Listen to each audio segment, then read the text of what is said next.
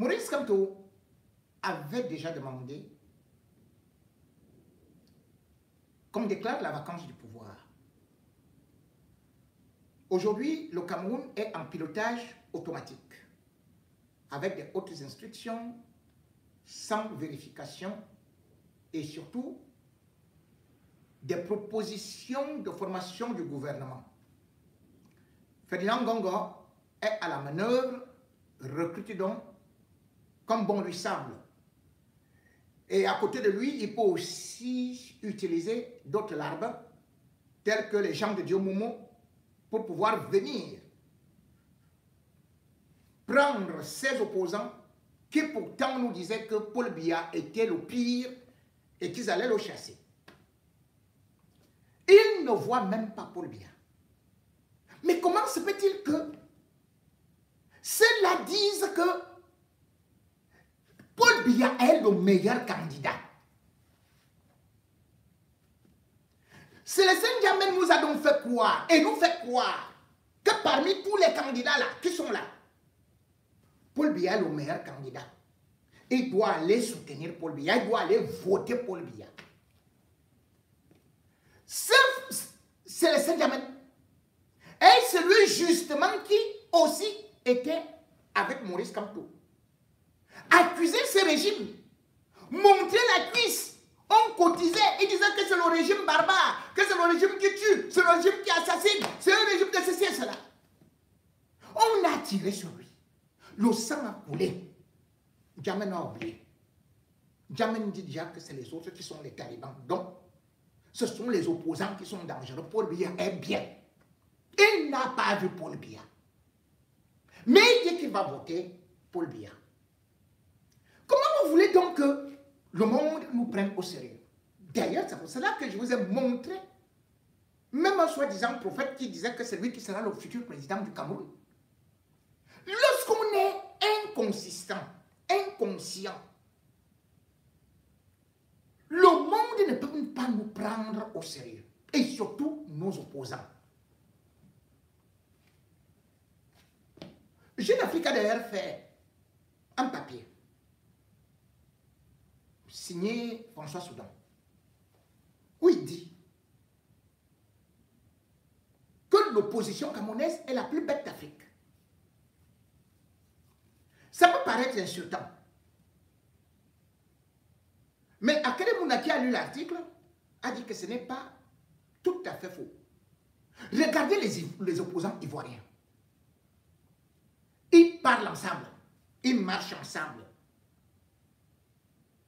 Ils revendiquent ensemble. Même s'ils n'ont pas la même idéologie. Même s'ils n'ont pas le même programme politique. Mais eux, au moins, ils réussissent à s'entendre. Ils ont un adversaire qui est Alassane Ouattara.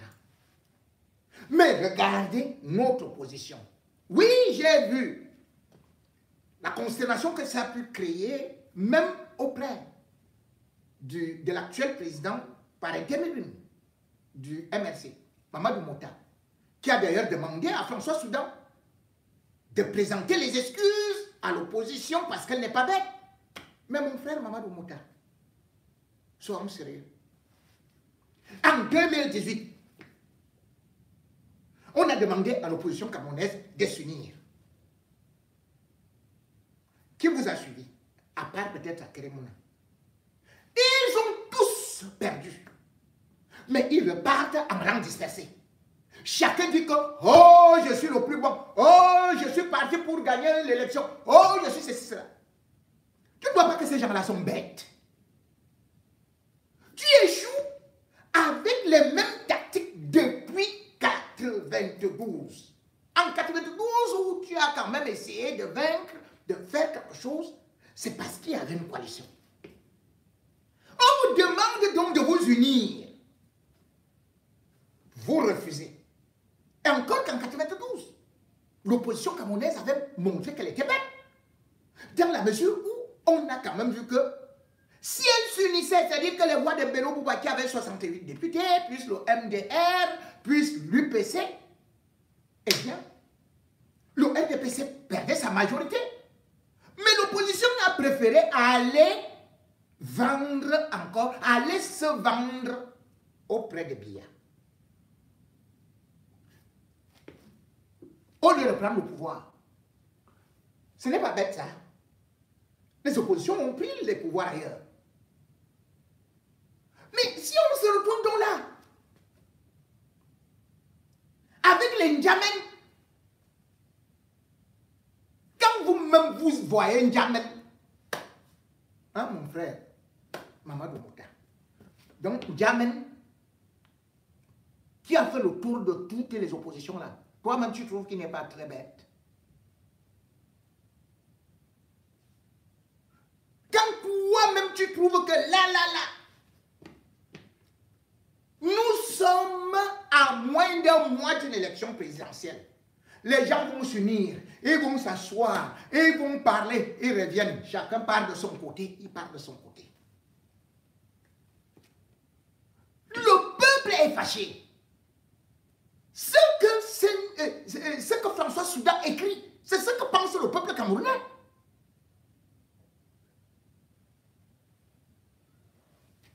Si l'opposition ne parvient pas à trouver un accord commun, un candidat consensuel, mais vous trouvez qu'elle est quoi? Qu'elle est intelligente, hein?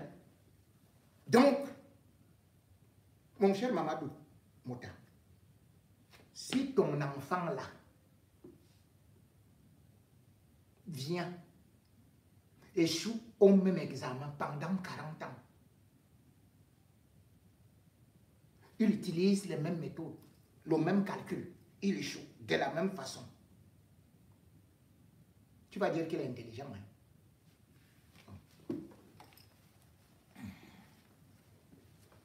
Bon, si tel est le cas, je vais donc accepter que notre opposition est vraiment très intelligente.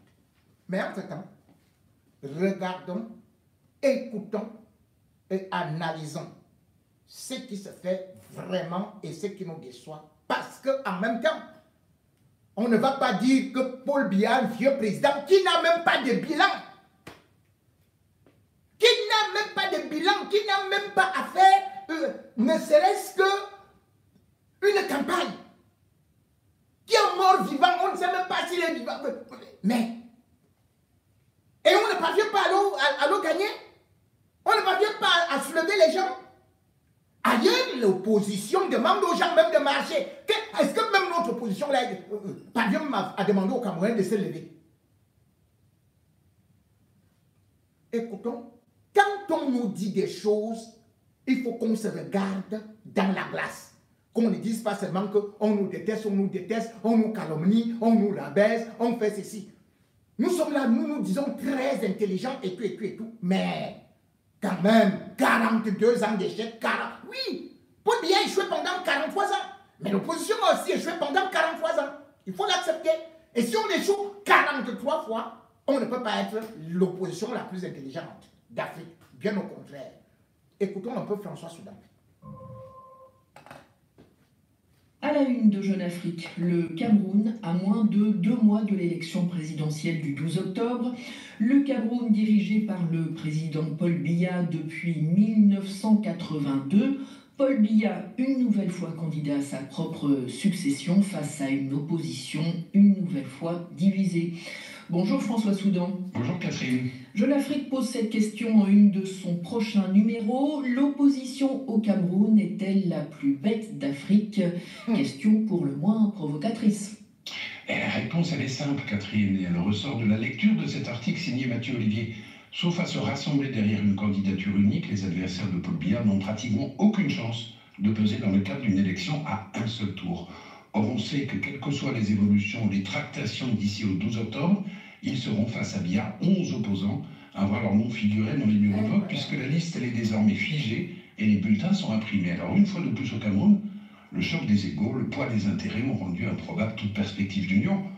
Alors, on peut certes déceler, sans doute à juste titre, la main du pouvoir derrière les péripéties qui ont conduit à l'éviction de Maurice Kamto, qui est le plus crédible, qui était le plus crédible des adversaires de Biya, mais Kamto paie aussi, et je dirais surtout sa propre faute, celle d'avoir joué la carte du boycott des élections locales et législatives de 2020, alors que la loi oblige toute formation souhaitant présenter un candidat à la présidentielle à compter des élus dans ses rangs. Alors, dans l'impossibilité de faire acte de candidature sous sa propre étiquette, Camto a donc eu recours à un plan B, passablement foireux, aisément manipulable, qui n'a pas fonctionné. Résultat, on se retrouve actuellement avec une opposition émiettée entre deux grands barons du Nord, tous deux anciens ministres et qui se détestent cordialement, Bello Bouba Maïgari et Issa Chiroma Bakary, une demi-douzaine de candidats, certes individuellement tout à fait respectables, mais condamnés à ne faire que de la figuration, Catherine. Oui, dans ces conditions, François Soudan, on imagine que les 11 candidats en lice face à Paul Biya n'ont pas grand-chose à espérer. Ah oui, face à un Biya immense favori qui, comme lors de la précédente élection en 2018, se contentera sans doute, et encore ce n'est même pas sûr, de tenir un unique meeting électoral. Les candidats de l'opposition en sont réduits à se battre entre eux pour savoir qui sera le meilleur parmi les perdants. Pour certains, il s'agira de se placer dans la perspective d'intégrer le futur gouvernement. Pour d'autres, d'attendre que la nature, si je puis dire, finisse par imposer d'elle-même une alternance, Catherine. La dernière question, François Soudan. Que pensent les Camerounais face à cette situation? Ils vous semblent résignés, pour nombre d'entre eux en tout cas. Résigné, c'est le mot. Mathieu Olivier parle dans son article de léthargie nationale et il n'a pas tort. Vous aurez remarqué que l'invalidation de la candidature de Camto n'a pas soulevé au Cameroun de mouvements de protestation ou d'émotions comparables avec ce que l'on voit actuellement, par exemple, en Côte d'Ivoire, depuis les élections de Laurent Gbagbo et de Tidjane Thiam du jeu électoral, ce qui ne signifie évidemment pas une absence de mécontentement, les frustrations, le désir d'alternance. Tout cela est très présent. Ce qui manque, c'est une opposition suffisamment responsable pour s'unir et incarner l'alternance, Catherine. Merci. L'opposition camerounaise est-elle la plus bête d'Afrique? Titre en une de Jeune Afrique, forme d'introduction lapidaire à un long article du magazine sur la stratégie des différents opposants au président Paul Biya, candidat à un nouveau mandat. La présidentielle camerounaise, c'est le 12 octobre, et face à Paul Biya, il y aura 11 candidats. Pour l'instant, pas d'accord, pas d'alliance. La figure potentiellement unificatrice de Maurice Kamto a vu sa candidature rejetée par le Conseil constitutionnel. On rejette la candidature. Dit ce matin, tous les opposants sont calmes. Vraiment. Sur notre antenne ce week-end par son directeur. Même les militaires, ils sont calmes. Vous avez vu ça où? Dans quel pays? Président par intérim du MRC, le parti de Maurice Kamto. Pour Mamadou Mota, il est injuste de dire que sans candidature unique, les opposants à Paul Biya n'ont aucune chance de peser dans le cadre d'une élection à un tour. Pour lui, la réalité, c'est que le jeu électoral camerounais en lui-même est biaisé. Il est vrai que l'union de l'opposition peut faire sa force, mais combien de partis de l'opposition sont vraiment des opposants? On connaît des partis fantoches créés par le régime juste pour animer la vie politique. Le véritable problème de l'opposition camerounaise, c'est Biya. Biya a saboté les éléments les plus simples de la démocratisation de notre pays. Mamadou Mota en est convaincu. Quelle qu'aurait été la stratégie choisie, le pouvoir aurait tout fait pour bloquer la candidature de Maurice Kamto. Tout à fait. Et il réfute le terme de léthargie nationale pour qualifier la résignation des Camerounais devant l'éviction de l'opposant. Le peuple veut le changement, mais quand, devant toute cette mobilisation militaire, policière du régime, il n'y a personne pour vous défendre, les gens choisissent l'instinct de survie. Voilà ce qui explique la longévité de Biya au pouvoir. C'est un silence de cimetière, ce n'est pas autre chose. Quant à la décision du MRC de soutenir tel ou tel candidat, cela sera décidé, selon Mamadou Mota, dans le cadre de discussions avec les membres de l'APC, l'Alliance politique pour le changement. En une journée, assure-t-il, le mot d'ordre peut être donné. Et justement, au Cameroun, quelle stratégie pour l'opposition alors qu'un collectif d'intellectuels appelle à mettre de côté les ambitions personnelles et à s'entendre sur une candidature unique? Nous lançons le débat dans Appel sur l'actualité avec Juan Gomez, 9h10, de Yaoundé, de Bafoussam et de...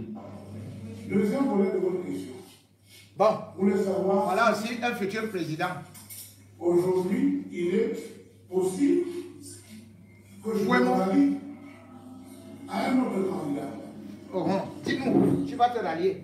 Hein? Là, je ne voudrais pas ici faire le conseil de la coalition.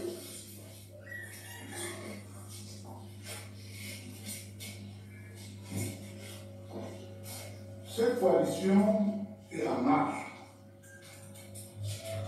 depuis la convocation du corps électoral. La question que vous pourrez vous poser, c'est de savoir si le temps imparti entre la convocation du corps électoral et cette serait possible toujours de dégager un candidat consensuel ou un candidat de la coalition. Ça, c'est aussi une question. Il faudra se poser. Nous avons travaillé d'arrache-pied depuis cette opération électorale et à date, nous constatons que rien ne se dégage. Rien ne se dégage. Pas mon cher Mamadou Mota, tu vois, rien ne se dégage.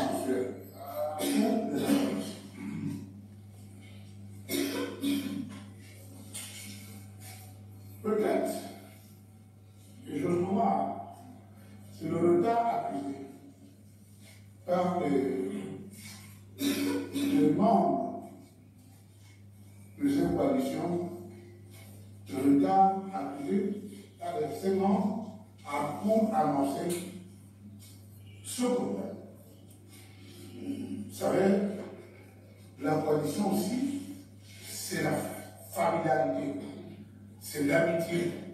Donc la coalition, c'est l'amitié. On ne peut pas se faire d'amitié en 2 mois, en 3 mois. Ou encore, la coalition est devenue l'amitié. La fraternité.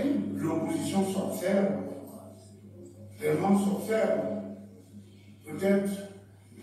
Le peuple vous dit coaliser, vous dites qu'il faut l'amitié, il faut la fraternité, il faut être né, même père, même mère, même grand-père, même grand-mère. Nous avons un seul objectif. Dis-nous. Vous C'est divisez. la présence le 12 octobre. Mais tout le monde sait ça. Si les 11 candidats ont la même vision, rien ne nous empêche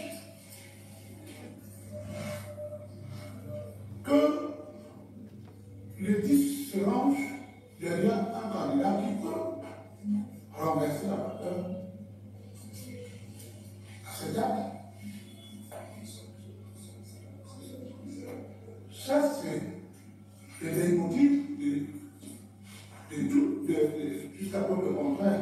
Je crois que c'est ça qui motive les 11 autres candidats.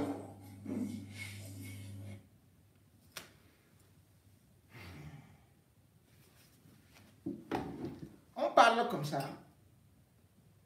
Oui, nous cherchons, oui, ça nous motive, c'est l'alternance en 2025, le 12 octobre, et tout. Il ne faut pas nous mentir. Il ne faut pas nous mentir. Vous avez eu tout ce temps-là, vous le saviez avant. Mais au-delà de ça, ils vont dans une élection où eux-mêmes ils voient que les scrutateurs vont manquer, ce qui signifie que forcément ils doivent se mettre ensemble. Vous n'allez pas dire que il faut qu'on ait la même vision. Il faut des scrutateurs, donc il faut une certaine concentration d'idées et aussi de combat pour se dire qu'on a un adversaire. Déjà ce régime annonce pour l'opposition, chacun d'entre eux, 15 millions de francs CFA. Vous vous rendez compte, 15 millions. Vous allez faire quelle campagne? La campagne, au moins, il faut 500 millions. Et d'ailleurs, Maurice Kamto avait demandé à ses militants de cotiser pour 7 milliards. Le régime Biya va à l'élection avec 70 milliards. Et le régime Biya donne à chacun d'entre vous 15 millions. Vous n'avez pas honte de ça. Et vous voulez qu'on ne dise pas que vous êtes l'opposition la plus bête d'Afrique? 15 millions. Vous allez louer les salles comment? Vous allez louer quel bus? Vous allez faire les tracts comment? Les gadgets et même les déplacements et votre sécurité. Vous allez faire comment? Voilà pourquoi est-ce que chacun vient dans l'opposition pour aller finalement dans le G1. G1. Vous voyez, Momo, lui aussi il était opposant, non? Donc vous allez dire que ce n'est pas une opposition bête. Bandakani n'est pas opposant. Mais c'est une opposition bête. La preuve, c'est que c'est les Sengamen aujourd'hui. Ils doivent maintenant manger le haricot rouge. avec les tripes chez Jean de Dieu Momo. Et on lui dit, quand tu seras ministre, hein, il dit, ah bon, hein, secrétaire d'État. On lui dit, lui-même, il n'entend pas la qualité de secrétariat d'État qu'on lui propose. Secrétariat d'État à l'industrie animale. Ça existe où? Et il est content, on lui a dit secrétaire d'État à l'industrie animale. Donc c'est un secrétariat d'État. Voilà donc nos opposants. C'est ça la réalité. On ne peut pas dire qu'ils sont si intelligents. C'est ça. Est-ce qu'on peut dire aujourd'hui que vous n'avez jamais pardonné à Maurice Kamto justement de vous avoir volé le rêve, de devenir maire et d'avoir pour une fois, éventuellement de votre vie au Cameroun, un travail? Parce que vous nous écoutez le ministre secrétaire d'État aux industries animales. Vous n'étiez pas en amour. Alors, vous m'invitez à lire ma fiche. Si je lis ma fiche, je verrai. Voilà, si je lis ma fiche, je verrai évidemment que vous comptiez sur le travail de maire pour essayer de corriger vos jours, qui sont le maire. Pour essayer de corriger vos jours qui sont assommés par la pauvreté. Vous ne travaillez pas, M. Ndiamène.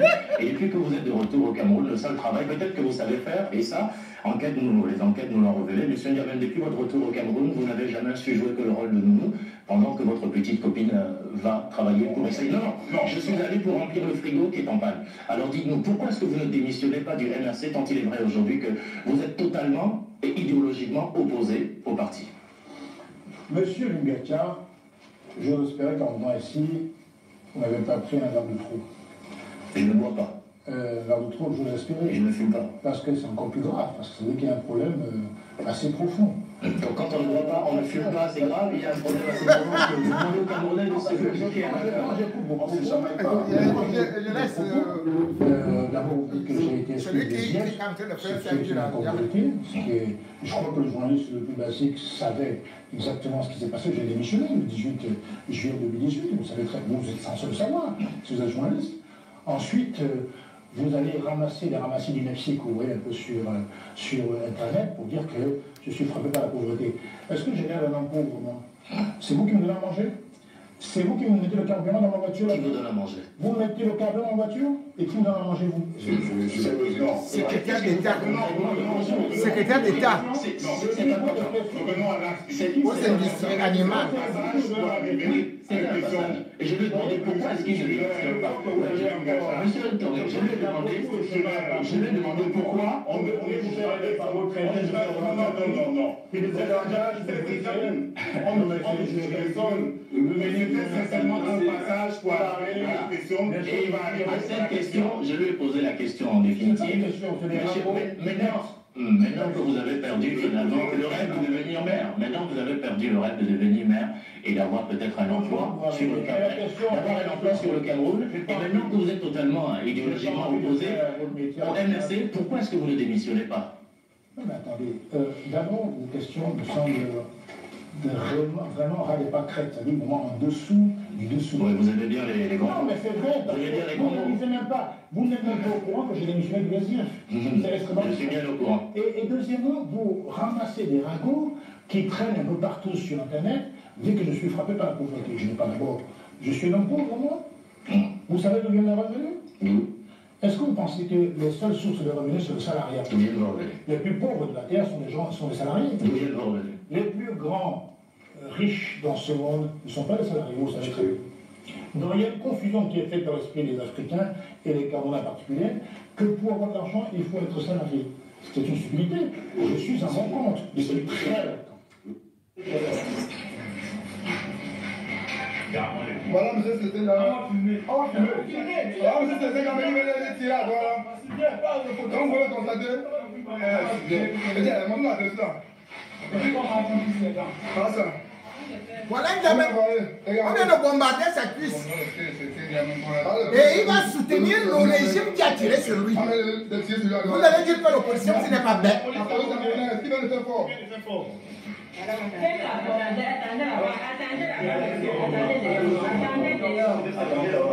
Est-ce qu'on peut savoir quels sont les arguments qui ont pesé pour que vous décidez aujourd'hui de quitter les rangs de l'opposition en ce qui concerne cette présidentielle et de vous aller au candidat Biya qui, du point de vue de l'opposition, n'est pas la personne qu'il faut aujourd'hui, il n'a pas la capacité de diriger, un bilan plutôt très mitigé, certains diront même un bilan catastrophique. Pourquoi est-ce que vous avez décidé de rejoindre le G20?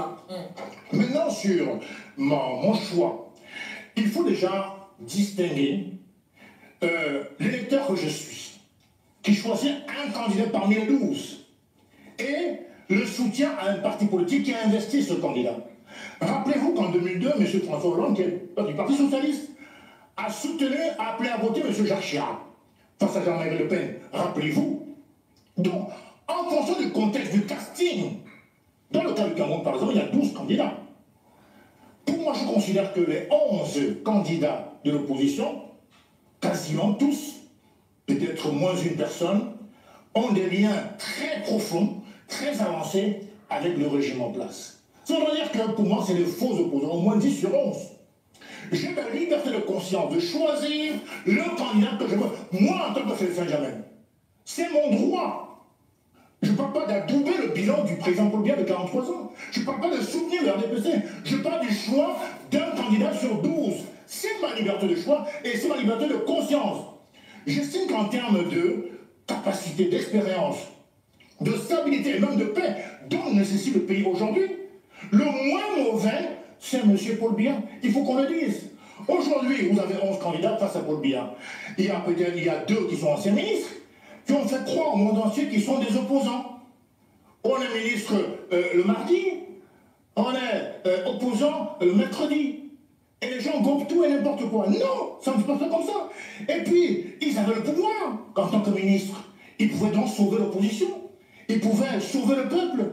Mais c'est quand ils ont perdu le pouvoir qu'ils prétendent sauver l'opposition. Mais c'est une fumisterie. Je ne peux pas les considérer comme des opposants. Pour moi, c'est des revenants et pas des opposants. Vous avez au moins 4 parlementaires, plus un conseiller municipal, me semble-t-il, un maire, maire de Fouman. Vous avez un triplet d'inconnus. M. Carson Ateki, M. Arbey Bouga et M. Iyodi Iram. Alors, ils sont aussi transparents que le programme. Il y a aussi des connus, là. Personne ne le connaît, peut-être pas par vous, mais la majorité ne le connaissent pas. Alors, quel est le programme? On ne le connaît pas. On ne vend pas une poisson dans l'eau. Donc, c'est le choix de l'électeur que je suis sur un candidat parmi les 12. Alors, vous avez dit tout à l'heure que vous ne considérez plus ces anciens ministres comme étant des opposants. Est-ce que vous considérez comme un opposant encore aujourd'hui? Bien entendu, il ne s'agit pas ici. Attendez, vous pensez que M. Kodok n'était pas opposant? M. Kodok, quand il était entré au gouvernement, était un opposant. M. Moumou a toujours son parti, il se considère comme un opposant. La question de savoir, est-ce que l'électeur que je suis a la liberté de choisir? C'est tout. La question là, je ne suis pas en train de défendre un bilan de 43 ans. Je suis en train de dire que parmi les 12, le moins mauvais, le plus crédible en termes d'expérience, de stabilité, parce qu'on passe un tournoi assez important aujourd'hui. Il y a un contexte international qui est assez comment dirais-je, polémique. Je ne pense pas que les 11 opposants soient en mesure, mieux que Paul Biya, de garantir la stabilité et la paix dans ce pays. Il faut être pointueux dans l'usage des mots, Albertine Bichara. Vous dites une quinzaine de partis politiques. Et là, je suis en train de vouloir, non pas questionner votre honnêteté, mais penser que vous êtes désormais de connivence avec ceux qui traficotent la sémantique. Dites aux Camerounais que 15 boutiquiers politiques ont décidé de faire allégeance au président. Je vous en prie. Moi, je vais parler de respect pour toutes les personnes, les leaders politiques, parce que c'est difficile. Je suis respectueux. Et vous appelez les gens des boutiquiers? Mais arrêtez vos âneries, monsieur. Boutiquier, c'est même trop. Épicier politique. Et ça veut dire quoi, boutiquier, dans ce cas-là? C'est du respect, ça, boutiquier? Je dis qu'il y a donc des boutiques politiques qui ont décidé de faire allégeance à celui qui est distributeur des privilèges. Monsieur Maël, Monsieur Ango, président Djamène, il ne se passe pas un jour sans que les déchiquetures des corps de femmes ne soient présentées par les réseaux sociaux. Nous vivons tous ces enfants embrigadés par la délinquance qui consomment de façon stupéfiante de la drogue. Ne parlons pas de tel ou tel autre aspect. Vous pensez qu'un homme rationnellement constitué pourrait encore accorder sa confiance à celui qui est à l'origine de cette désagrégation de notre pays? Absolument pas. Ici, il faut donc sous-tendre leur démarche par une motivation strictement alimentaire. Il faut donc que les Camerounais retiennent que 15 boutiquiers politiques, faméliques, ont décidé d'accorder leur monsieur, vous dites n'importe quoi. Non, mais il faut retirer. Non, non, il ne faut pas accepter ça.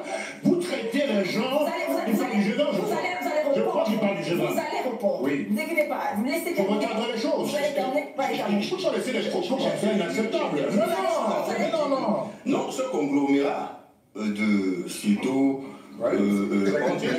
ne bénéficiant d'aucune légitimité populaire en termes de représentants politiques, bien évidemment, vous comprenez donc que ce sont des débrouillards qui ont décidé de converger vers celui qui peut donner de bons points, des bonbons, des biscuits ici. Et il y a eu un précédent dans l'histoire politique de notre pays qui a fort opportunément été relevé par Paul Maël, le ministre Mo, qui a heureusement bénéficié de la gratitude du président de la République. Chacun se dit, pourquoi pas moi? Bon. Voilà donc ce que nous disions, que il est difficile d'accorder du crédit à des opposants comme ça. On peut bien comprendre que Mamadou Mota s'offusque, que Akeremouna accepte cela. Mais effectivement, quand vous regardez notre opposition, l'opposition du Cameroun, c'est une bande d'épiciers, des caméléons, sans conviction, et qui, bien évidemment, tels des nourrissons, dès que tu lui présentes un biberon, il bondit. Et il commence à te trouver des excuses. C'est quand même incroyable que ce monsieur a risqué la mort. C'est le Saint-Germain. Une violence inouïe, une cuisse déchiquetée. Il trouve que c'est l'homme qui est beaucoup plus concret, qui est beaucoup plus ceci. Vous savez, il parle du contexte international. Le Cameroun, aujourd'hui, avec l'affaire Glencore, où on a vu que le pétrole du Cameroun était détourné par des mafieux du régime. Comment peut-il parler du contexte international lorsqu'on sait que le Cameroun est en train de chercher des crédits, des prêts à gauche et à droite? Comment peut-il parler du contexte international lorsqu'on sait aujourd'hui, par exemple, que ne serait-ce que les Amazoniens, on en trouve ceux-là qui sont formés par Atangani. Le contexte international, le contexte sécuritaire, tout le monde voit ce qui est en train de se passer avec des enlèvements. Nous avons des guerres, nous avons un territoire qui est dans la galère totale et qui ne peut plus protéger ses citoyens. Et lui, jamais, vient nous raconter qu'il trouve que Paul Biya a de l'expérience, alors qu'il sait que depuis 2018 ou 2019, c'est exactement, on ne voit plus Paul Biya. C'est incroyable. C'est la même chose avec les Joshua aussi. Joshua aussi vous dit qu'il sera président de la République. Vous allez prendre ça comment? Et la seule chose qu'il trouve, ce n'est pas d'attaquer le RDPC, c'est d'attaquer par exemple le PULS de Matomba. Oh yo, le coup de poing a fait ceci, le coup de poing a fait cela. Heureusement, Matomba lui-même aussi, il n'est plus dedans. Hein. Voilà alors Matomba qui a fait la sortie. Parce que chez nous là, les guerres c'est opposant contre opposant. Hein. Ce n'est pas contre le gouvernement, ce n'est pas contre le RDPC. Maintenant, Matomba a fait sa conférence de presse. Joshua aussi. Tu as dit que tu as fait le Mawashi Guéri. Moi, je ne sais pas la qualité de discipline qu'on appelle Mawashi Guéri. Tu as dit que tu connais faire le Mawashi Guéri. Et Matomba a dit que lui, il a fait un Hum Chang Tung Tung Chang. Je sais que c'est quoi ça là. Il a fait Hum Chang Tung Tung Chang. C'est-à-dire que c'est machin et tout. Donc, prononce encore son nom là. Au lieu de la coalition, on aura plutôt ce qu'on va appeler alors la bagarre de l'opposition. Mesdames et messieurs, à la suite de mon camarade, voilà nos combats de l'opposition. Porte-parole, je voudrais juste apporter deux éléments. Le premier, c'est que notre adversaire, c'est le candidat Paul Biya. Je suis d'accord avec toi, Matomba, pour une fois. RDPC. Nous n'avons pas pour adversaire un autre parti politique de l'opposition. C'est le candidat Paul Biya qui est au pouvoir, qui dirige ce pays depuis plus de 43 ans. Nous pouvons même dire depuis plus de 60 ans, depuis les années d'indépendance, puisque c'est le même système qui est en place. Notre adversaire, je peux faire comme ça, il devient comme directeur de campagne. Ce n'est pas un parti de l'opposition ou un candidat de l'opposition. Ah. La deuxième chose que je voudrais dire, c'est une mise en garde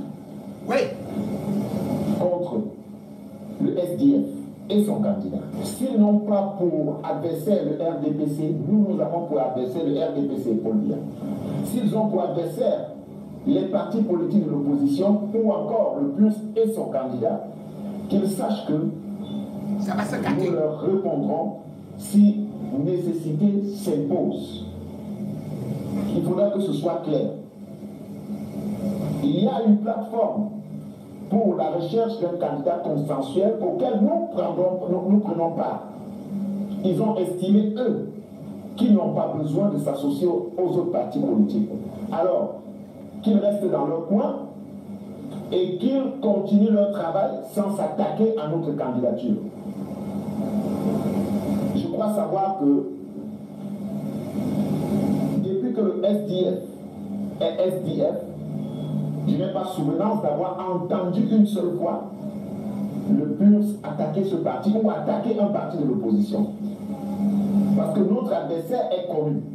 C'est le régime en place, c'est le candidat Paul Biya, c'est le système qui est mis en place depuis l'époque coloniale. Je valide. Mais comme ce système, ce régime a des tentacules dans l'opposition, et que ces derniers commencent à nous attaquer, qu'ils sachent que nous ne permettrons à aucun parti, je dis bien aucun parti qui soit de l'opposition, du pouvoir. Je te dis que le petit nom de Matomba à l'école c'était Bessala. Bessala, ce qui s'est passé en 2018 ne se passera pas en 2027. Que ce soit clair. Et pour le FDF, que ce soit clair. S'ils n'ont pas pour adversaire Paul Biya, alors qu'ils restent tranquilles. Ils n'ont qu'à déclarer officiellement qu'ils sont les alliés du pouvoir. C'est quand même grave de constater qu'un parti de l'opposition se lève, s'en va au contentieux pour une histoire aussi ridicule. Rose, rouge. Ils ne savent plus faire la différence. Hier, j'ai entendu leur avocat dire au tribunal qu'ils ont des électeurs qui ne savent pas lire ni écrire. Mais c'est quand même insulter l'intelligence des Camerounais. Rose et rouge, il n'y a pas une différence. Le coin levé. Alors que peut-être que Nelson Mandela se réveille. Que Patrice Lumumba se réveille. Que Thomas Sankara se réveille. Et là, il faut lancer des mensonges ici et là. Passer même dans des médias, raconter des conneries. C'est une mise en garde. Le candidat Joshua aussi a mon numéro. On ne serait pas dans le cas qu'il y aurait la bagarre. Pour me dire, président, on a un incident, est-ce qu'on peut échanger?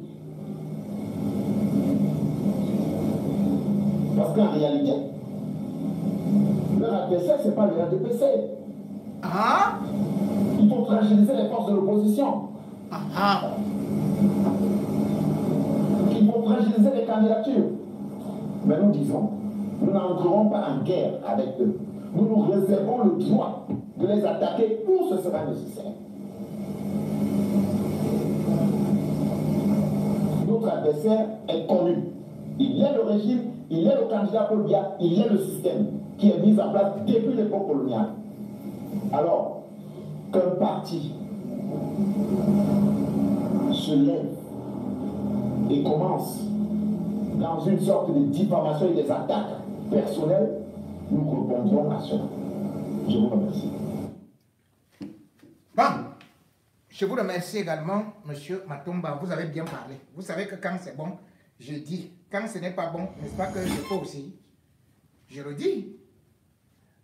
En réalité, et c'est là où c'est très grave, il y a quand même deux partis de l'opposition qui nous font croire que la coalition, c'est une connerie. C'est un perdant. C'est une distraction. C'est ce que Joshua aussi nous a d'ailleurs dit. Oui, Joshua aussi nous a dit ça. Que la coalition ne servait à rien, qu'il allait gagner. Et également aussi, nous voyons Cabral Libby avec les mêmes déclarations. Soyons sérieux. Lorsque vous regardez aujourd'hui les forces en présence, est-ce que vous trouvez que Joshua aussi ou Cabral Libby peuvent gagner une élection seule face à Paul Biya? Comment est-ce que c'est possible que les gens puissent imaginer cela un tout petit instant? Comment est-ce que c'est impossible que les gens viennent mentir à leurs militants qu'ils ont des capacités, qu'ils ont tout pour pouvoir réussir à vaincre Paul Biya, eux seuls, s'ils ne sont pas en mission, si ce n'est pas eux qui font plutôt la distraction. Comment peut-on comprendre que ces gens n'écoutent même pas leurs propres militants? Le pire, c'est que ils sont aussi jeunes. Et ils disent défendre des jeunes.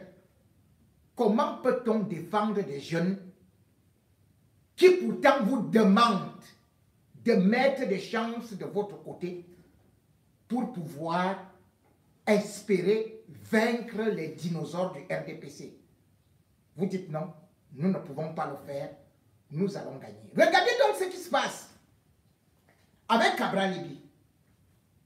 Cabral Libye qui a le PCRN aujourd'hui, qu'est-ce qu'il peut représenter? Qu'est-ce qu'il vous dit? Il vous assure que lui, il n'a pas besoin de pouvoir coaliser. C'est ça que Cabral Libye vous dit.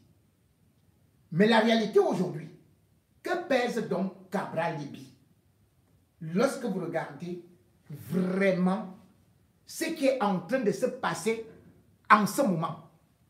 Cabral Libye peut-il gagner une élection devant le RDPC et lui seul?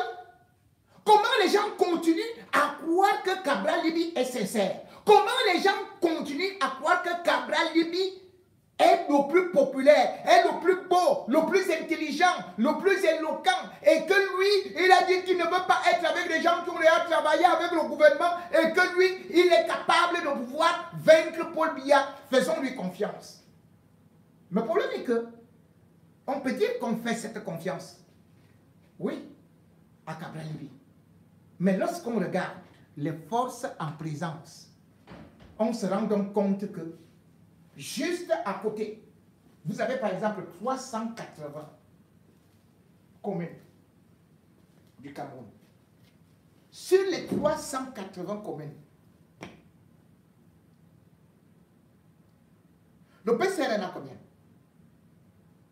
Le RDPC a 316 communes.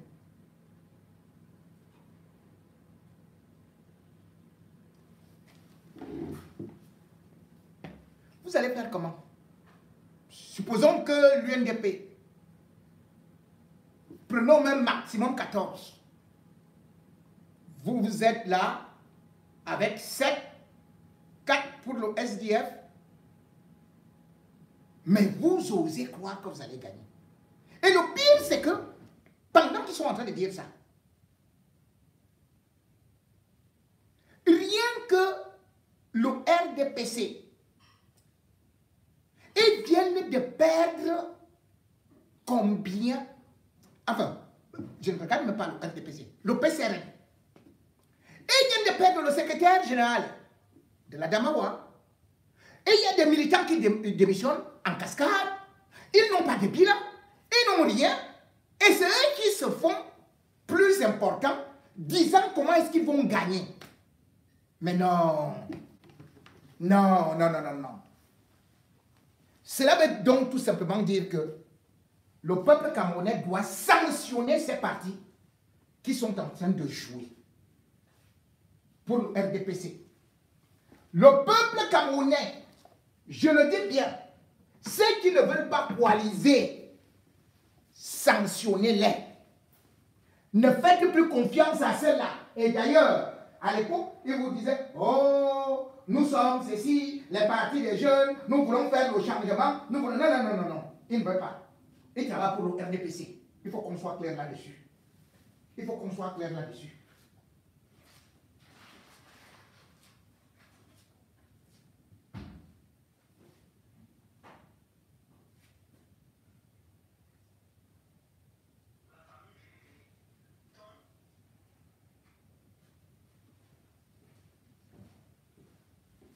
Non. Parfois, il y a des choses, tu restes, tu dis oui, on a insulté l'opposition. que l'opposition camerounaise est la plus bête d'Afrique. Ce n'est pas loin de là. Ce n'est pas loin quand vous avez une bande de gens, les Momo, les Célestins Diamètre, et puis les Cabral Libi qui viennent là, ils parlent, ils font ceci et cela, et vous vous rendez compte qu'ils ne parviennent à rien faire. Mais ce n'est pas possible. Même les Bello et Issa, qui sont quand même des poids lourds, qui ont été dans le gouvernement, eux-mêmes n'ont pas le droit à se dire qu'ils iront seulement comme des singletons. Le peuple camerounais doit refuser ça. Il faut avoir le sens du sacrifice. Et il ne faut pas que ceux qui viennent jouer de la comédie fassent semblant d'être des opposants. Les gens cherchent leur argent. Après, quand on va dire que oh, on déclare déjà les résultats, ils iront en vacances à tel ou tel endroit, ils vont fuir, ils vont vous dire que tantôt c'est l'opposition qui a gagné, après ils vont vous dire que c'est Paul Biya qui a gagné. Je vois aussi, Cabral Libi, et ils ont un double langage. Ça ne peut pas aller. Ceux qui refusent la coalition, je le dis, ils doivent assumer. Ils travaillent pour le régime Biya. Ils travaillent pour le régime Biya. On a vu les meetings de Bello ou encore d'Issa Chiroma. Mais, au-delà de cet engouement, les nordistes eux-mêmes qui sont prêts à se lever, ils sont en train de pousser leur leader à la coalition. C'est-à-dire qu'ils sont convaincus qu'un seul ne pourra pas vaincre. Encore que pour l'instant, oui, on peut se dire qu'on voit à peu près comment on se démarque sur le terrain, mais il faut en même temps avoir aussi les capacités physiques pour pouvoir mener une campagne et être capable de diriger le Cameroun pendant au moins 3 ans ou 7 ans. Il ne faudrait donc pas que des grands corps malades reviennent remplacer un autre corps malade qui est Paul Biya. Mais cependant, si quelqu'un a déjà beaucoup mangé, même dans le gouvernement, il peut aussi dire que je laisse aussi à quelqu'un non. Je le pousse un peu devant nous. Ce n'est pas comme ça que Aïdjo lui-même l'avait fait. Aïdjo a laissé aussi la place à Biya. On n'est pas obligé seulement d'avoir d'être président. Le grand homme ne peut pas avoir donc 2 candidats. Et aujourd'hui, je vais vous faire écouter quelqu'un justement qui interpelle, et d'ailleurs ce n'est même pas la seule personne, parce que même dans des meetings, même à Menganga, même à Berkoua, même en Gondéré, j'ai entendu comment les nordistes disaient coalition. Les gens qui ne veulent pas la coalition, là, ils vont perdre le temps. Il faut les virer. Qu'ils aillent directement coaliser avec le RDPC, comme les Momo ont fait. Comme Djamène vient de le faire. Comme la bande d'affamés, d'assoiffés, les boutiquiers et les autres épiciers, ils ont eu à faire. Mais qu'ils ne vous racontent pas qu'ils sont des opposants. Ils ne sont pas des opposants. Un opposant ne peut pas aller seul contre Biya. Ou contre Ngongo. Qui ont déjà les sous-préfets, les préfets, les gouverneurs, qui ont de l'argent, qui ont des milliards. Et après on te donne 15 millions officiellement parce que derrière tu iras prendre 100 millions ou 200 millions ou 300 millions. Après tu viendras nous dire, ils viendront nous dire que on me poursuivait avec une mallette d'argent, j'ai fui, je suis parti me réfugier sous le lit en Burumbi. Après j'ai traversé, je suis allé à Tibati et ils ont continué à me poursuivre avec le sac d'argent. Après je suis allé en Guinée équatoriale, ils ont senti mon téléphone là-bas. Ils sont arrivés en Guinée équatoriale avant que je me lève pour aller finalement à Sao Tomé et Principe. Après je suis allé à l'île Maurice. Non. C'est maintenant là que ça doit se passer. Mais si vous êtes dans ces partis, vous voyez que ces gens-là vous mènent en bateau, ne veulent pas coaliser, mais prétendent qu'ils veulent gagner Paul Biya. Démissionnez, abandonnez-les. Abandonnez-les. Ils ne sont pas pour le peuple. Ils sont là comme des boutiquiers. Ils sont là pour faire leur marché. Là, c'est des vrais marchands d'illusions et surtout, c'est des vrais boutiquiers qui vous vendent en détail, en gros. Pour l'instant, beaucoup de choses se jouent dans le Grand Nord. Mais le Grand Nord également doit composer avec les autres parties du Cameroun. Le Grand Nord va aussi composer avec un poids lourd comme Maurice Kamto, qui n'a pas encore dit son dernier mot. Mais avant que Maurice Kamto ne parle, il faut déjà que la coalition elle-même trouve position et un socle au niveau du Grand Nord. Sinon, vous allez demander à Maurice Kamto de venir parler quoi? Si vous, entre frères, vous ne parvenez pas à vous entendre, Maurice Kamto ne devrait pas venir entre vous. Vous êtes des monstres du gouvernement. Vous avez travaillé avec Paul Biya ensemble. Maintenant, vous trouvez que Paul Biya n'est pas bon. Mais bon, renverser donc Paul Biya en disant d'abord que nous coalisons et nous appelons les autres de venir aussi coaliser avec nous. Ce n'est qu'à partir de cet instant que Maurice Kamto peut donc donner au moins sa position. Mais tant que vous êtes comme ça là, que dans la même ville, tel pour faire nos meetings là-bas, l'autre court pour faire nos meetings, c'est comme si vous étiez en train de faire plutôt une boxe au lieu de boxer contre le régime Biya. Mesdames et messieurs, écoutons la colère de certains militants, de l'appel des Camerounais qui veulent vraiment un changement, mais un changement efficient, un changement probant avec les opposants qui se tiennent la main dans la main, en commençant par le Grand Nord. Est-ce qu'on peut nous mettre le Grand Nord là? Voilà un Camerounais qui a constaté la situation, a donc décidé d'allumer sa caméra aujourd'hui pour lui débrancher la joie. Il est très en colère, puisque le peuple camerounais a besoin de changement. Et nous savons tous qu'on ne peut obtenir un changement efficient dans ce pays, le Cameroun, sans une coalition consensuelle, sans une coalition des partis politiques en vue de trouver un candidat unique de l'opposition capable de vaincre le candidat Baoba, le candidat féroce du RDPC, M. Paul Biya. Donc, fort du constat de ce Camerounais, il ressort que ces deux cherchent à esquiver une coalition. Voilà pourquoi il a allumé sa caméra. Pour l'écouter entièrement, cliquez sur le lien qui se retrouve dans mes commentaires. Portez-vous bien. Ce matin, ma vidéo est faite à l'attention de M. Boubabelo Mangari, M. Issa Diallo, à l'attention des Camerounais, à l'attention des populations du Septentrion. Camerounaises, Camerounais, je te salue ce matin, je te salue et je m'adresse à toi parce que je suis un peu dépité.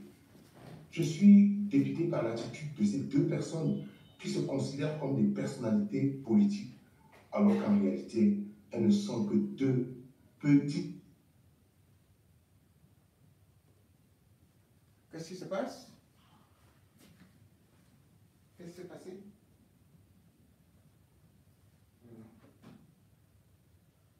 Veuillez nous excuser. Qu'est-ce qui se passe? Ah, ça s'est arrêté ou quoi? Et piètre personnalité politicienne. Nous ne pouvons pas continuer. Nous ne pouvons pas continuer de traiter ce peuple de cette manière. À cause de votre égoïsme légendaire à tous les deux, vous voulez mettre ce pays, vous amenez ce pays au bord du gouffre. Vous ne trouvez pas que les Camerounais ont assez souffert? Vous ne trouvez pas que les Camerounais ont assez souffert? Vous, ces enfants de Garoua, vous voulez foutre le bordel dans ce pays? Les populations du Cameroun vous ont fait confiance, malgré le fait que, personnellement, je ne vous fais pas confiance. Que ce soit vous, Issa, que ce soit vous, Bello, je vous le dis clairement, je ne vous fais pas confiance. Nous avons décidé, à travers l'appel des partisans du changement du Cameroun, devenus les partisans du changement du Cameroun, de tout mettre en œuvre pour que le NDPC soit débouté en octobre 2025. Vous avez, par le hasard de l'histoire, vous vous êtes retrouvés à démissionner de ce gouvernement que vous avez accompagné depuis près de 30 ans tous les deux. Aujourd'hui, on vous demande simplement de vous asseoir et de trouver une solution pour qu'ensemble, nous ayons ce qu'on appelle une coalition forte, afin que toutes les populations du Cameroun se retrouvent ensemble pour faire partir ce parti. Nous avons dit le NDPC et ses alliés. Malgré cela, nous avons été prêts aujourd'hui à accompagner le candidat qui aura été choisi dans la coalition à travers cette coalition qu'on aurait pu faire déjà au nord, entre l'UNDP, le FSNC. Nous sommes profondément déçus par votre attitude égoïste. Pendant des années, on a dit les moutons du Nord ont accompagné le RDPC pour la déstructuration et la destruction totale du Cameroun. Aujourd'hui, vous donnez raison à ces personnes. Mais qu'est-ce qui vous arrive, M. Bello? Qu'est-ce qui vous arrive, M. Issa? Juste vous asseoir à cause de votre égoïsme, à cause de votre individualisme. Issa dit ceci de Bello, Bello dit ceci de Issa. Mais on est fatigué de vous. On en a marre. Pourquoi vous avez démissionné du RDPC dans ce cas? Fallait nous laisser, nous les Camerounais, nous débrouiller, nous parler de notre manière. Le peuple en a marre de cette situation. Quelles sont ces manières? Qu'est-ce qui vous arrive même? L'histoire, vous ne voulez pas entrer dans l'histoire? L'histoire aura retenu qu'en 2025, le peuple camerounais s'est levé et a dit on ne veut plus du RDPC pour gérer ce pays. Mais c'est vous qui allez conduire ce pays au bord du gouffre. Par votre attitude irresponsable. Mais monsieur, oui, vous êtes deux personnalités irresponsables. Je suis dans des forums, je lis des gens qui insultent Issa par-ci, des gens qui insultent Bello par-là. Mais vous ne pouvez pas vous mettre à insulter un et laisser l'autre. Vous ne pouvez pas vous mettre à insulter l'autre et laisser un. Vous insultez les deux, d'accord. Ce n'est pas l'injure qui va résoudre le problème. Nous avons espéré à un moment donné qu'il y aurait une coalition entre le Nord et l'Ouest, notamment avec le parti dirigé par M. Moutard. Mais ça ne s'est pas fait. Parce que M. Kamto a été débouté au niveau du Conseil constitutionnel. De toutes les manières juridiques possibles qu'il aurait essayé de contourner, il a quand même été débouté. L'espoir de tous les Camerounais s'est tourné vers vous deux. J'ai d'énormes personnes qui m'appellent et me disent, M. Sadou, maintenant qu'est-ce qu'on fait? Vous nous conscientisez, vous nous parlez tous les jours du changement. Nous avons prévenu, nous avons dit aux Camerounais, le seul changement probable, c'est le changement qui va venir du vent du Nord et qui va souffler comme l'Harmattan. Où est cet Harmattan? Oui, le Nord est revenu au centre des enjeux politiques du Cameroun. Mais est-ce que c'est ce que nous attendons de vous? Nous sommes au centre des enjeux politiques du Cameroun. Qu'est-ce qui vous coûte de coaliser afin que tous les partis de cette partie du Cameroun dessus coalisent avec vous si vous voulez vraiment faire partie de la RDPC? Nous avons Issa d'un côté qui va grappiner toutes les voix de l'opposition. Nous avons Bello de l'autre côté qui va grappiner les voix de l'opposition. Nous avons Salman qui a créé une espèce de truc qu'on appelle parti politique. Nous avons Aladji Dewa qui a créé une espèce de truc qu'on appelle parti politique. Tout ça pour grappiner les voix de l'opposition et organisé par le Moulinex. Vous avez imaginé que même M. Bello vous appelle Moulinex? Pourquoi vous voulez détruire et détruire ce pays? Le Cameroun est un bon pays. Le Cameroun a besoin de paix. Le Cameroun a besoin aujourd'hui à sa tête de changement. Changement dans les institutions et de manière profonde. Changement à la tête, changement à la direction. On ne veut plus du RDPC. Et finalement, on va arriver au stade où on ne voudra même plus de BNDP de FSNC. Si nous parlons de vous aujourd'hui parce que nous considérons que vous êtes peut-être la seule alternative, est-ce que vous pensez que du fait d'être la seule alternative, vous allez traîner le Cameroun dans la boue? Même si ça, M. Bello, on est fatigué de vous. On est véritablement fatigué de vous. Prenez vos responsabilités en main. Et je vous le dis, à partir de l'instant où vous allez recevoir cette vidéo, nous souhaitons que vous vous mettiez ensemble, que vous formiez une coalition, vous laissez tomber vos petits égoïsmes et que le Cameroun avance. 2025, c'est l'année du changement. Vous allez rentrer dans la poubelle de l'histoire si vous ne faites pas cela. Vous êtes deux personnes irresponsables. Vous faites de la politique politicienne. Vous ne faites aucune politique de vision. Si vous faisiez une politique de vision, je suis convaincu que tous les deux, vous serez assis, vous aurez trouvé une solution. Un des deux aurait baissé la tête, sans pour autant être plus faible que l'autre. Le fait de baisser la tête n'entraîne pas la faiblesse. C'est simplement l'intérêt du Cameroun qui est mis en avant. Vous ne regardez pas l'intérêt du Cameroun. Vous regardez vos petits intérêts de bas niveau. Je suis un peu fâché ce matin, je suis désolé pour mes suiveurs. Je vous souhaite une très belle journée. Tous les élites du l'extrême, vous qui nous avez livrés au terme qu'on nous appelle des moutons du Nord, on vous demande pardon. Levez-vous, soyez ensemble. Libérez-nous des mains de ces gens qui nous appellent les moutons. Un gendarme à la brigade m'a appelé mouton. Une femme avec les fesses potelées, elle m'a appelé mouton du Nord. Et que ça soit la toute dernière fois, je parle avec dernière énergie. Ils ne peuvent rien me faire. Oui. Ils sont qui? Ils ne sont rien. Le peuple a le pouvoir. Face à un peuple soudé, vous ne pouvez pas faire. La dictature sera renversée. Nous allons nous lever comme le Sénégal et dire non, c'est fini. Qu'ils arrêtent avec les arrestations arbitraires. Moura Wazif. Moura Wazif.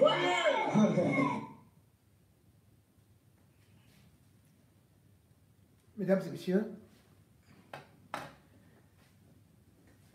ce n'est pas seulement le Grand Nord qui a des politiciens. Il y a le Nord-Ouest, il y a le Sud-Ouest, et d'ailleurs, Vous connaissez souvent qu'il y a aussi même le Noun. Mais si nous parlons du Grand Nord, c'est parce que c'est par là où nous voyons que le peuple est mobilisé, que le peuple est debout. Donc c'est en toute logique, parce qu'on parle des forces en présence. Lorsque les autres parviendront à lever des populations, pourront nous montrer qu'ils sont capables de faire bouger les choses, les lignes. On va l'accepter. Moi, je ne serai pas très dur envers Issa ou encore Bello. Parce que je sais que j'ai demandé à plusieurs reprises où était justement la démission de Bello. C'est vrai que jusqu'à présent, je reste toujours avec des interrogations par rapport à son équipe de campagne, par rapport au fait que 7 de ses ministres, quand même, quand il a entré au gouvernement, c'était avec cette personne. Il est ressorti seul. Les autres sont restés. Ils sont toujours en poste, bénéficient encore des avantages. On ne peut pas être des deux côtés à la fois. Ou on est opposant, ou on est avec le gouvernement. Donc, il y a d'abord ça à préciser. Ce n'est pas parce que le Grand Nord est debout que je vais fermer les yeux, que je vais faire semblant de ne pas voir, que je vais faire semblant d'être un ignare. Je me pose des questions et je dis encore que les opposants doivent trouver un terrain d'entente et surtout enlever les doutes autour d'eux. Lorsque vous avez été avec le régime Biya 30 ans ou 25 ans, vous devez montrer patte blanche. Je sais très bien que beaucoup n'aimeraient pas que je parle de ça. Mais malheureusement, je connais ce qui s'est passé depuis 1992. Où on a souvent cru que, oh, cette fois-ci, l'opposition et tout et tout. Après, ils tournent comme ça. Ils vont négocier les postes dans le gouvernement. Pour l'instant, je peux faire confiance. Surtout à la base. Et je demande à la base de ne pas lâcher. J'ai apprécié la mobilisation des militants du MRC, de l'UNDP. J'ai apprécié la mobilisation des militants du FSNC. C'est comme ça qu'on se mobilise. Ça, ce sont les forces du changement. Ce n'est pas les autres qui sont seulement là, comme moi, on parle, on finit de parler là, sur les réseaux sociaux. Après, quand on dit que sortez, alors chacun dit que, vraiment, moi, j'ai même mal aux pieds. L'autre dit que, c'est que, toi-même, tu sais que j'ai encore les enfants qui ont tel âge. L'autre dit ceci et cela. Et ils sont sortis. Et du coup, je leur accorde plus de crédit. Mais ils doivent encore faire plus. J'apprécie l'engagement de M. Issa Tiroma. Je vois ces discours qui sont enflammés. Ce régime, il ne faut pas être gentil envers lui. Il ne faut pas être gentil envers lui.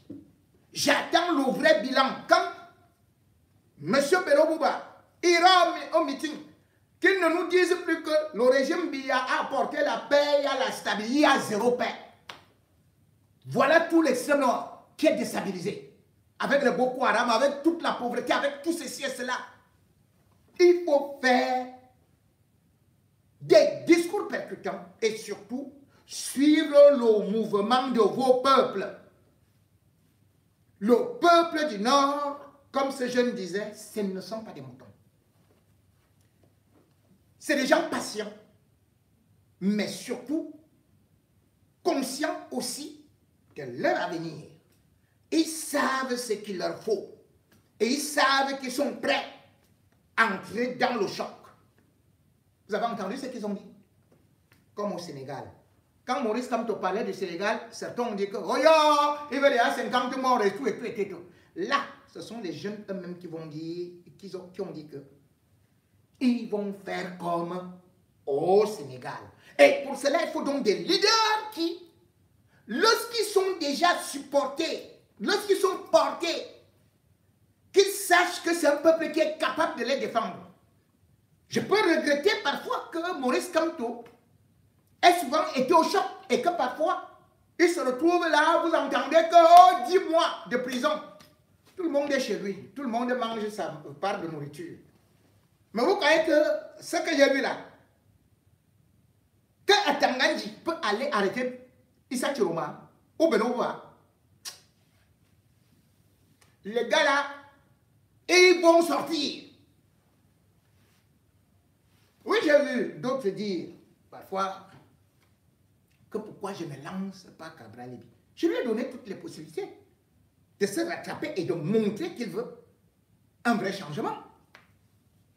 Mais si quelqu'un vous dit que lui ne connaît même pas la coalition et qu'il va gagner le RDPC, j'ai pris un petit exemple.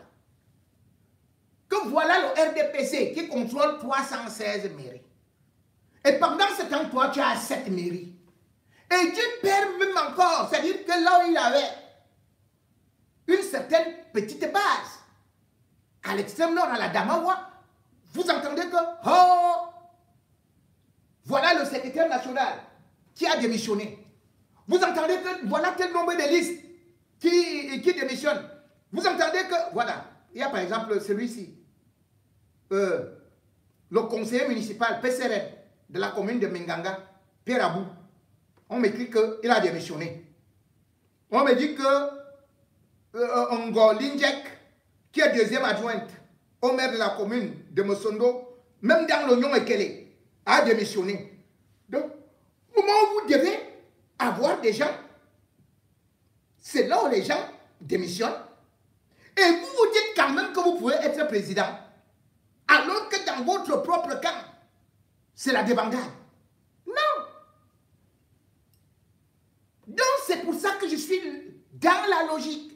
Vous avez quelle base électorale? Est-ce que vous avez convaincu les femmes, les jeunes?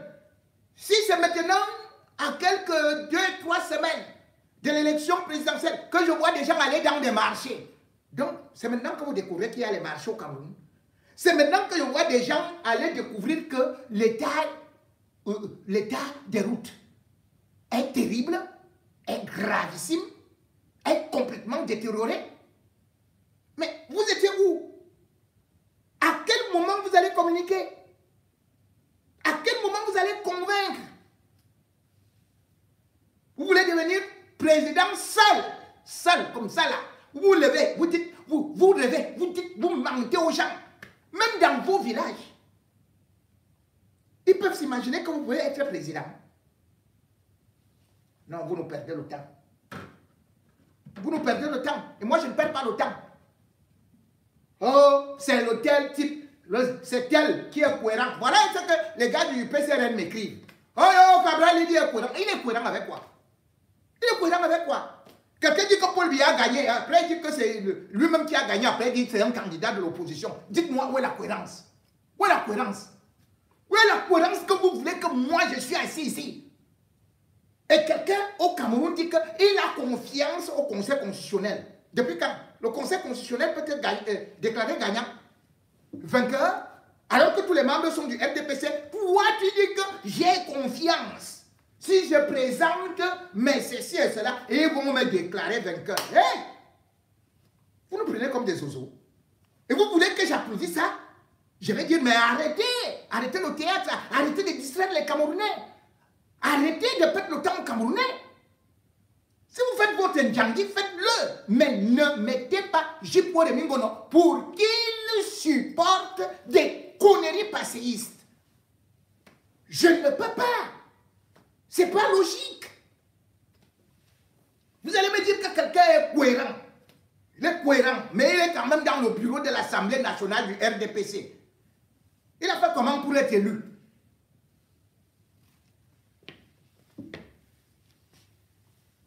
Ses collaborateurs sont nommés par Paul Biya au Conseil supérieur de la magistrature par décret. Mais vous dites que lui, il est le plus cohérent. Il n'a jamais travaillé pour le régime, mais c'est lui qui dirigeait la radio universitaire, amphithéâtre. Non, il n'a jamais travaillé avec le régime, mais il a quand même travaillé à l'université, et tout. Il est cohérent, mais il n'a pas travaillé avec le régime. Il prenait donc l'argent là où? Si vous voulez qu'il soit cohérent, il allait me dire que bon, comme entre nous là, nous voulons alors les jeunes. C'est ça que vous avez vendu non, en 2018. Vous prenez Eyodi, il y a un autre là, comment on l'appelle, qui est du nord-ouest là. Oh là là, j'ai oublié son nom. Je suis énervé. Puisque c'est le club des jeunes, vous formez donc le club des jeunes et vous cherchez le plus jeune, le plus beau, puisque c'était ça le critère, non, il fallait être beau, jeune. Donc voilà, vous choisissez entre les trois là. Comme ça, vous faites le concours de beauté. Donc le président le plus beau, c'est lui que vous cherchez. C'est lui qui doit faire le concours Miss ou Mister. Le 12 octobre 2025. Là, je vais supporter. Mais pour l'instant, nous ne sommes pas au concours de Mister. Nous ne sommes pas au concours de beauté. Nous ne sommes pas au concours de la jeunesse. Nous sommes à un concours où les Camerounais ont trop souffert, où la jeunesse n'a pas le travail, où les gars ne sont que des penstineurs, où il y a des assassinats, et il y a la guerre, et il y a la crise économique, et il y a tout. Ce qui est mauvais. Il faut dégager ça. Et un seul opposant ne peut pas se lever pour dire c'est moi qui vais dégager ça. Votez pour moi. Alors que tu n'as jamais obtenu 15% dans la même élection, dans les mêmes conditions.